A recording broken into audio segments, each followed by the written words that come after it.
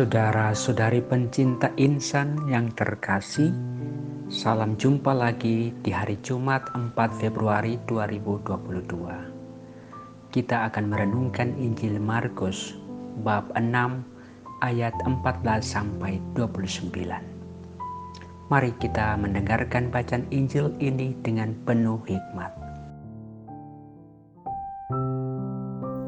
Pada waktu itu Raja Herodes mendengar tentang Yesus, sebab namanya memang sudah terkenal dan orang mengatakan, Yohanes Pembaptis sudah bangkit dari antara orang mati, dan itulah sebabnya kuasa-kuasa itu bekerja di dalam dia. Yang lain mengatakan, dia itu Elia. Yang lain lagi mengatakan, dia itu seorang nabi, sama seperti nabi-nabi yang dahulu. Waktu Herodes mendengar hal itu, ia berkata, bukan, dia itu Yohanes yang sudah kupenggal kepalanya dan kini bangkit lagi. Memang Herodeslah yang menyuruh orang menangkap Yohanes dan membelenggunya di penjara berhubung dengan peristiwa Herodias, istri Filipus saudaranya, karena Herodes telah mengambilnya sebagai istri. Karena Yohanes pernah menegur Herodes, tidak halal engkau mengambil istri saudaramu. Karena kata-kata itu Herodias menaruh dendam pada Yohanes dan bermaksud untuk membunuh dia, tetapi tidak dapat, sebab Herodes segan akan Yohanes karena ia tahu bahwa Yohanes adalah orang yang benar dan suci, jadi ia melindunginya. Tetapi setiap kali mendengar Yohanes, hati Herodes selalu terombang-ambing, namun ia merasa senang juga mendengarkan dia. Akhirnya tiba juga kesempatan yang baik bagi Herodias ketika Herodes pada hari ulang tahunnya mengadakan perjamuan untuk pembesar, para perwira dan orang-orang terkemuka di Galilea. Pada waktu itu, putri Herodias tampil lalu menari, dan ia menyukakan hati Herodes dan tamu-tamunya. Maka raja berkata kepada gadis itu, minta daripadaku apa saja yang engkau ingini, maka akan kuberikan kepadamu. Lalu Herodes bersumpah kepadanya, apa saja yang engkau minta akan kuberikan kepadamu, sekalipun itu setengah dari kerajaanku. Anak itu pergi dan menanyakan ibunya, apa yang harus kuminta? Jawab ibunya, kepala Yohanes Pembaptis. Maka cepat-cepat ia pergi kepada raja dan meminta, aku mau supaya sekarang juga engkau berikan kepadaku kepala Yohanes Pembaptis di sebuah talam. Maka sangat sedihlah hati raja. Tetapi karena sumpahnya dan karena segan terhadap tamu-tamunya, ia tidak mau menolaknya. Raja segera menyuruh seorang pengawal dengan perintah supaya mengambil kepala Yohanes. Orang itu pergi dan memenggal kepala Yohanes di penjara. Ia membawa kepala itu di sebuah talam dan memberikannya kepada gadis itu. Dan gadis itu memberikannya pula kepada ibunya. Ketika murid-murid Yohanes mendengar hal itu, mereka datang dan mengambil mayatnya, lalu membaringkannya dalam kuburan.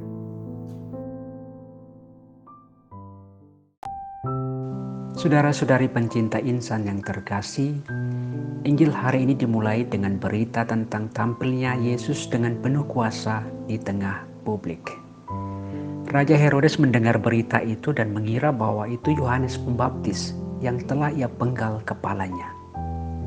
Dan selanjutnya, penginjil mengulaskan peristiwa kematian Yohanes Pembaptis. Bila dihubungkan dengan bagian Injil sebelumnya, cerita kematian Yohanes nampaknya mengganggu kelancaran cerita mengenai Yesus.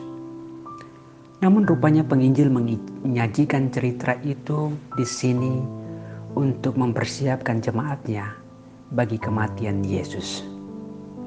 Sama seperti penampakan Yohanes pertama kali dalam Injil mempersiapkan kedatangan Yesus, demikian pula bagaimana kematian Yohanes sungguh meramalkan kematian Yesus sendiri. Ungkapan Herodes mengenai Yohanes bangkit kembali menunjukkan bahwa Yesus memang benar akan bangkit. Seperti Herodias, para imam agung ingin membunuh Yesus dengan tuduhan palsu yang meyakinkan orang banyak.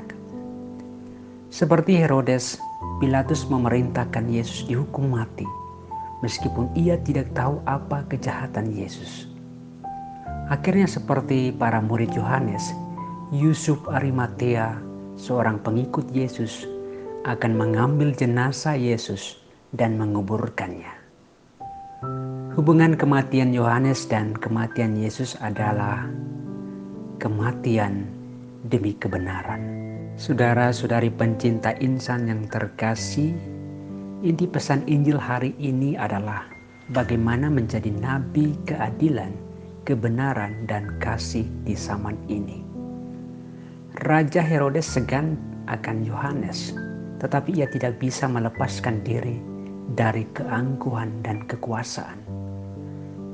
Sebagai raja, kelakuannya yang memalukan menjadi satu kesaksian negatif di mata rakyatnya.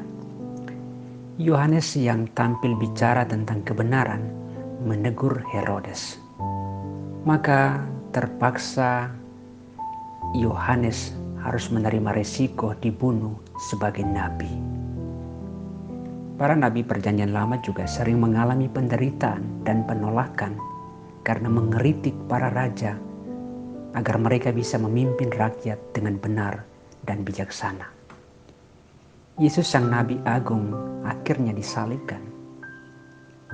Itulah resiko menjadi nabi keadilan, kebenaran, dan kasih. Banyak pejuang kebenaran, keadilan, dan cinta kasih seperti Oscar Romero, Ibu Teresia dari Kalkota, Yohanes Paulus II, Sugio Pranoto, juga seringkali mengalami penolakan dan bahkan dibunuh. Sanggupkah kita menjadi nabi keadilan, kebenaran, dan cinta kasih di zaman ini? Penginjil Markus menggunakan cerita tentang kematian Yohanes untuk berkatekese mempersiapkan jemaatnya menerima peristiwa sangsara, wafat, dan kebangkitan Yesus, dan menguatkan mereka untuk berani menerima risiko hidup sebagai pengikut Kristus. Pesannya bagi kita adalah, dapatkah orang lain di zaman ini mengalami Yesus yang datang dan hidup kembali bila mereka menyaksikan kehidupan kita sebagai orang Kristen? Semoga kita semakin mampu hidup setia, saleh, bijaksana, penuh kasih yang mengagumkan, yang adalah jalan hidup kebangkitan dan model kenabian kita setiap hari. Demikian saja permenungan kita hari ini. Salam damai sejahtera buat para pencinta insan. Tuhan memberkati.